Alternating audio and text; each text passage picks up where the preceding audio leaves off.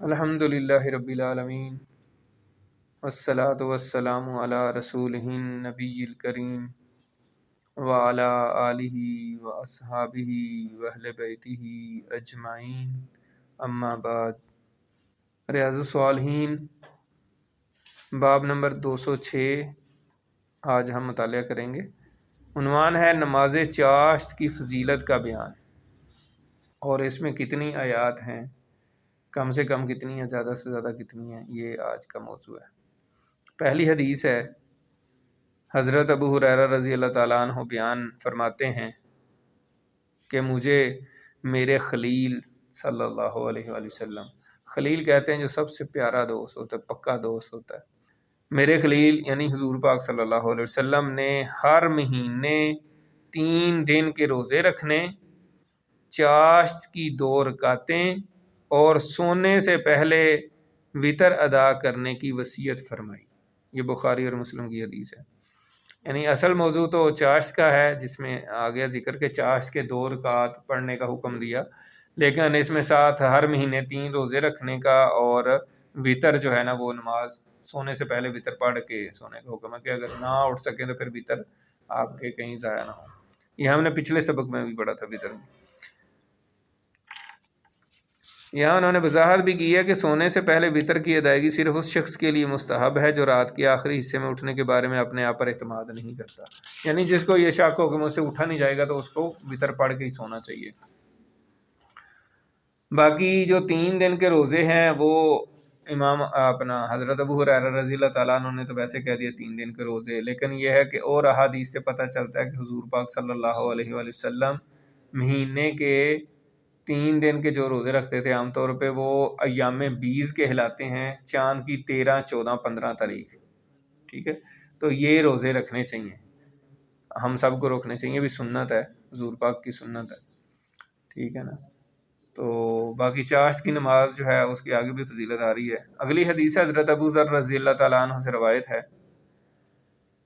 نبی کریم صلی اللہ علیہ وآلہ وسلم نے فرمایا، تم میں سے ہر آدمی اس حال میں صبح کرتا ہے کہ اس کے ذمے اس کے ہر جوڑ پر صدقہ ہوتا ہے، پس ہر ایک بار سبحان اللہ کہنا صدقہ ہے، ہر بار الحمدللہ کہنا صدقہ ہے، ہر مرتبہ لا الہ الا اللہ کہنا صدقہ ہے، ہر مرتبہ اللہ اکبر کہنا صدقہ ہے، نیکی کا حکم دینا صدقہ ہے اور برائی سے روکنا صدقہ ہے، اور ان کے مقابلے میں چاشت کی وہ 2 رکعتیں بھی کفایت کر جاتی ہیں جنہیں کوئی آدمی ادا کرتا ہے۔ یہ مسلم شریف کی حدیث ہے۔ یعنی انسان کے جسم میں 360 جوڑ ہیں، 360، ٹھیک ہے، تو ہر جوڑ کے اوپر صدقہ ہے۔ صدقے کا مطلب ہے کہ بندہ جب سو کے اٹھتا ہے اور اس کے سارے جوڑ ٹھیک ہیں تو انسان کو شکرانے کے طور پہ جو ہے نا یہ صدقہ دینا چاہیے۔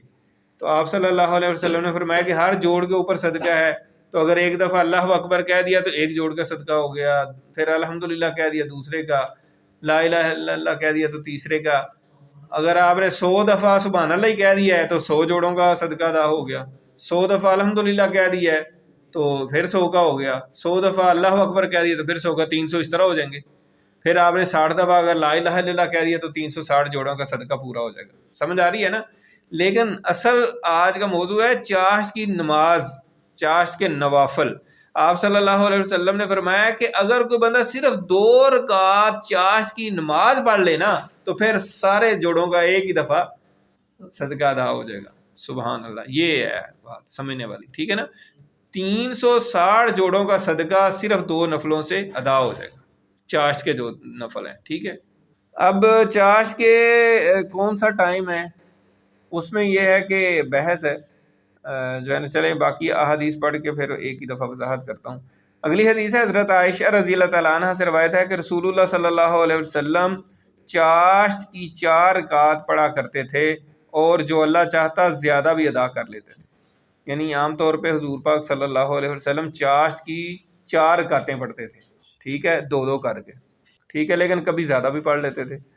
اس حوالے سے آخری حدیث جو ہے حضرت ام ہانی بنت ابی طالب، حضرت علی رضی اللہ تعالیٰ عنہ کی بہن. آپ سے کوئی پوچھے حضرت علی کی کوئی بہن ہے تو آپ کہیں گے کہ پتہ نہیں. تو ابھی سن لیں، حضرت ام ہانی ان کا نام تھا، حضرت علی کی بہن تھی. وہ بیان فرماتی ہیں کہ میں فتح مکہ والے سال رسول اللہ صلی اللہ علیہ وسلم کی خدمت میں گئی تو میں نے آپ کو غسل فرماتے ہوئے پایا. جب آپ غسل سے فارغ ہوئے تو آپ نے 8 رکعات ادا فرمائیں اور یہ چاشت کا وقت تھا. یہ بخاری اور مسلم کی حدیث ہے، متفقن علیہ. یعنی چاشت کی جو ٹائم یہ تھا کہ چاشت کا جو ہے نا، اب یہ جو ہے نا بحث جو میں نے ابھی کہا کہ میں اینڈ پہ بتاتا ہوں کہ اشراق اور چاشت میں فرق ہے یا نہیں ہے. ہمارے ہاں اختلاف پایا جاتا ہے. کچھ لوگ کہتے ہیں کہ اشراق اور چاشت ایک ہی نماز ہے، ٹھیک ہے. کچھ لوگ کہتے ہیں کہ ڈیفرنٹ ہے. تو اس میں جو اختلاف ہے وہ یہ ہے کہ کچھ علماء کا یہ خیال ہے کہ جب سورج طلوع ہوتا ہے تو اس وقت، یعنی سورج طلوع ہونے کے کچھ دیر بعد 10-15 منٹ بعد جب سورج ایک نیزے پہ آ جاتا ہے، یعنی آپ کھڑے ہو کے دیکھیں تو سمجھ لیں کہ ایک نیزہ بلند ہو گیا سورج نا، تو اس وقت جو نماز پڑھی جاتی ہے اس کو ہمارے ہاں اشراق کی نماز کہا جاتا ہے. اور جب سورج پھر بالکل آسمان کے چوتھائی حصے پہ پہنچ جاتا ہے، یعنی کافی اوپر چلا جاتا ہے، جیسے آج کل اگر بات کریں نا تو 7:13 پہ طلوع آفتاب ہے، تو ہم کہتے ہیں 10 یا 12 منٹ بعد جو ہے نا اشراق پڑھ سکتے ہیں. یعنی 7:25 پہ 7:25 پہ آپ اشراق پڑھ سکتے ہیں، 2 نفل یا 4 نفل. ٹھیک ہو گیا. اس کے بعد پھر 8:30-9 بجے کے قریب جو ہے نا پھر آپ جو ہے نا چاشت کی نماز پڑھ سکتے، اس کو چاشت کا وقت ہیں. تو اس وقت بھی پھر 2 نفل 4 6 8 جتنے بھی آپ پڑھ سکتے ہیں، کیونکہ نبی کریم صلی اللہ علیہ وسلم نے سارے ہی یعنی اعداد میں پڑھی ہیں رکعتیں. یعنی جس طرح ابھی فتح مکہ کے موقع پہ آپ صلی اللہ علیہ وسلم نے 8 رکعتیں پڑھی ہیں. تو آپ صلی اللہ علیہ وسلم نے ان احادیث میں چاشت کی نماز کی فضیلت بیان فرمائی ہے، اور یہ بڑی ہی مزیدار نماز ہے. اور کچھ لوگوں کا کہنا ہے یہ بڑی مطلب بڑا، ویسے تو ساری نمازیں سرور والی ہیں لیکن اس کا کوئی خاص ہی سرور ہے، تو اس کی کوشش کرنی چاہیے. تو بہرحال کچھ علماء کا یہ خیال ہے کہ یہ نماز جو ہے نا ایک ہی نماز ہے، جو کہ طلوع آفتاب کے 10-15 منٹ بعد سے لے کر زوال کے 10 منٹ پہلے تک جو ہے نا جتنا بھی ٹائم سپین ہے اس کے اندر جب بھی آپ پڑھ لیں تو یہ نماز ادا ہو جائے گی. تو جیسے بھی مناسب ہو اس پہ عمل کرنے کی کوشش کرنی چاہیے. اللہ تعالیٰ عمل کی توفیق عطا فرمائے.